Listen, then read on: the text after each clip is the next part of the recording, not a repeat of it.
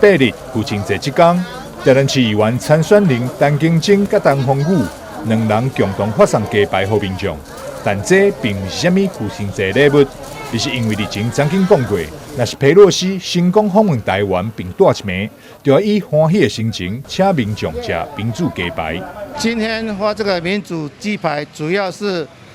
佩洛西议长来台湾访问，我们在事前呢，就跟民众来告知，如果议长有来我们台湾住一个晚上，我们就要发放民主鸡排。那佩洛西来到我们台湾呢，表示呢，我们美台的这个友谊呢，历久弥坚了坚若磐石了表示我们民主的一个价值获得这个世界的一个肯定了送鸡排现场来了数百位民众排队领取，欢喜表示，因吃的不是鸡排，而是民主的滋味。很开心，那议员也开心嘛，因为他也是庆祝，